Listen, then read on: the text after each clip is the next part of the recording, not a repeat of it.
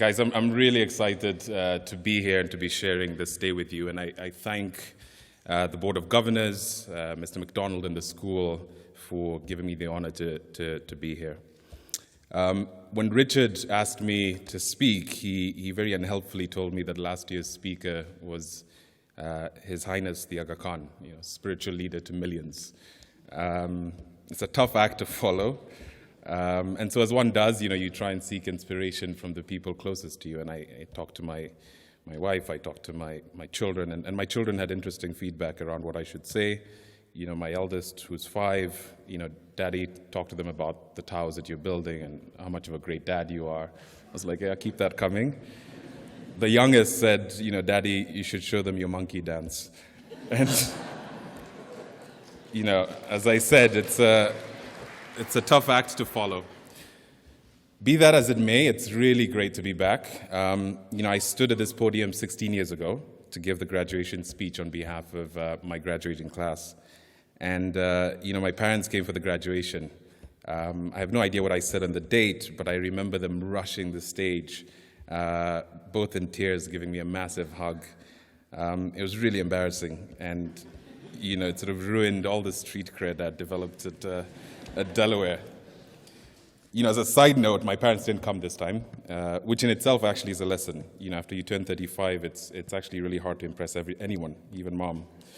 So, really, guys, enjoy the years when graduating from a school with a teacher-student ratio of 1-to-1 is a big deal.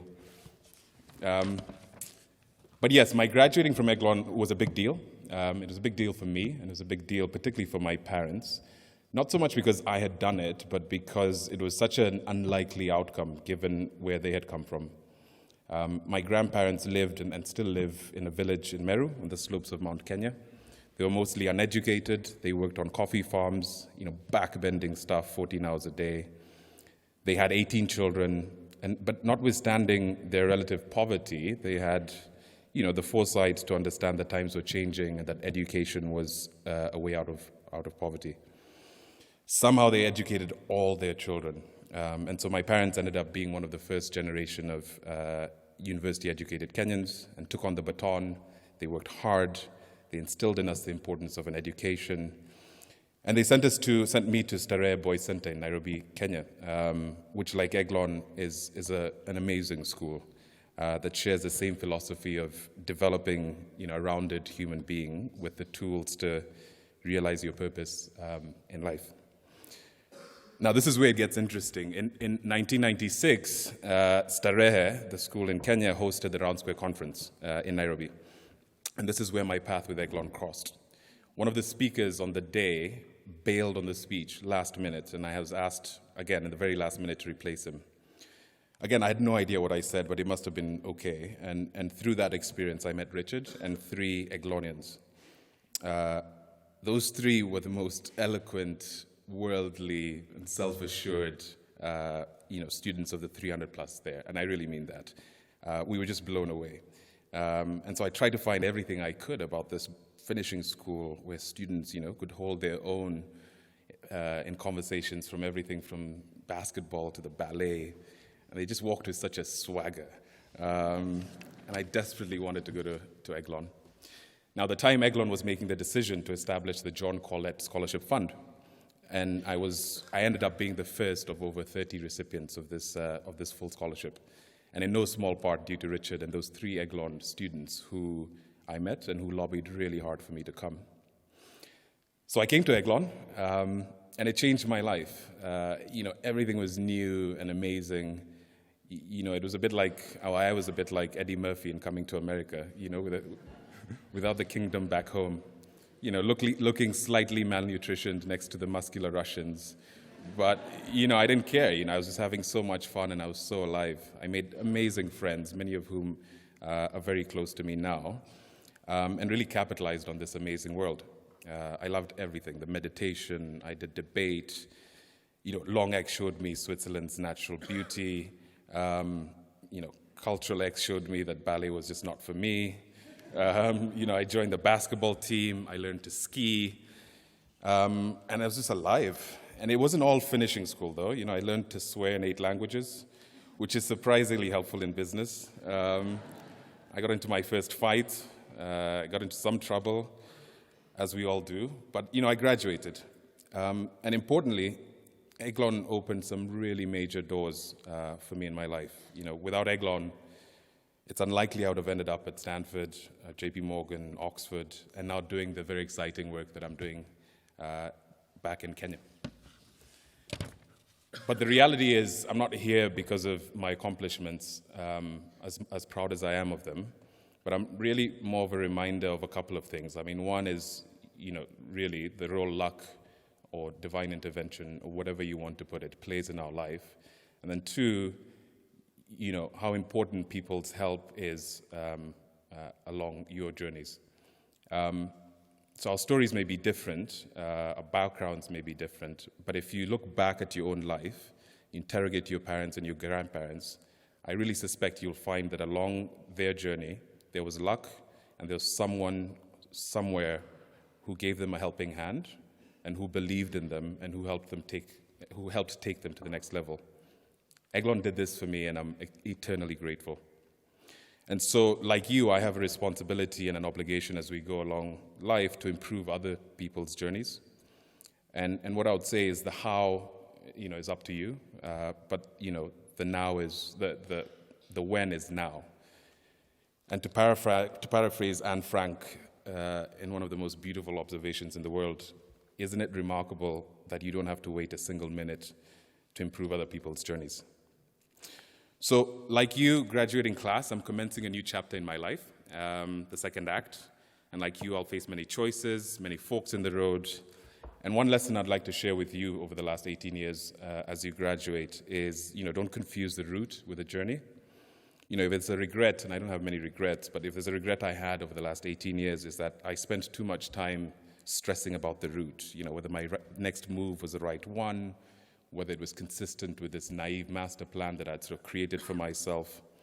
And there's a couple of episodes that sort of have taught me this, and I'm certain you will have your own version over the next 10 years. So if you'd indulge me, I'll just give you the examples. So after Stanford, I got a job investment banking with JP Morgan in New York. And those were the frothy days of investment banking before the crisis. Finally I wasn't broke. Finally I could meet up with my Aiglon friends and order something more than the bread and water. I was working hard, I was working late nights, creating some really esoteric financial instruments, asset-backed securities. And it was the job to have. But after a couple of years, something didn't really sit right, and I couldn't put my finger on what it was. I'd go back, visit my granddad in Kenya, and just be astounded at how he seemed so fulfilled. As a leader in his community, he was helping build churches, schools, and clinics. It's not what I wanted to do, but it was interesting to see how he had found his sweet spot in life and was really just going for it.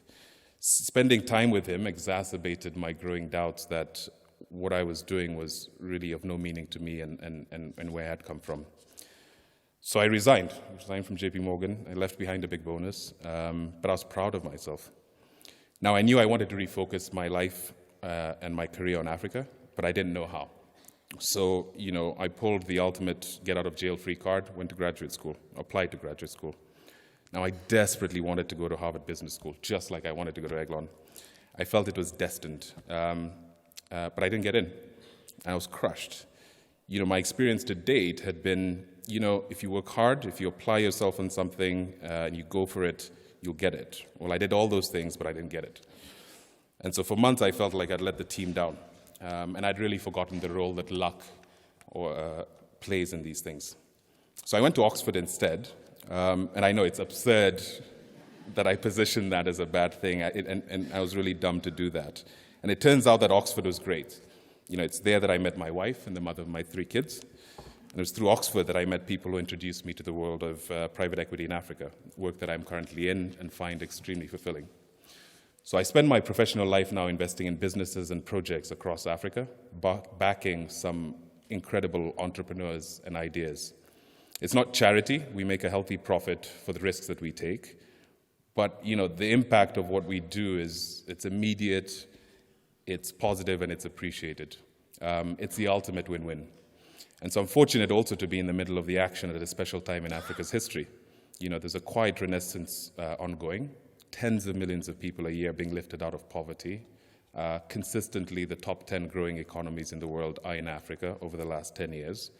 There's a can-do attitude and an energy that's really compelling. But anyway, the point is, it kind of worked out the way it was supposed to.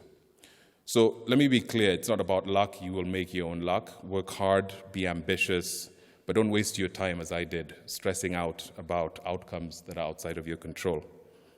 The school you go to, the courses you take, the city you live in, the amount of money you make, whether you meet your parents' expectations, all those things are important to a point, but only to a point. The schools, the money, the fame, I think those are just the kit that we all have or don't have as we go across this journey of life. Some people have nice kit, some people have less nice kit, but we all have to make that journey. And in my sense, the journey is really about discovering yourself and your purpose. Now, you'll have your own authentic way to figure this out. But for me, and I'll admit this is recent, it's all been about listening to and finding ways to amplify that voice inside of you that guides you and keeps it real. Equally, it's about avoiding the things that silence that voice. My experience has been keep close to this voice and work hard at stuff that you're passionate about, and the rest will work out the way it's supposed to. And actually, this is what Aiglon's taught me the most, and this is what I'm most thankful for the school for.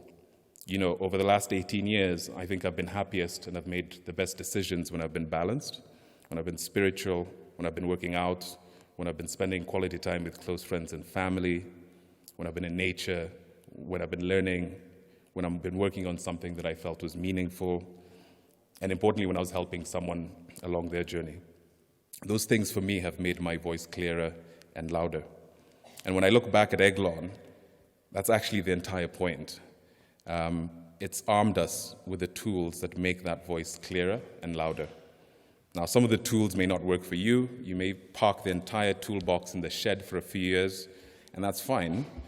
But invariably, we all come back to the toolbox. We dust off the meditations. We dust off the hiking boots. We dust off the community service. We dust off the monkey dance.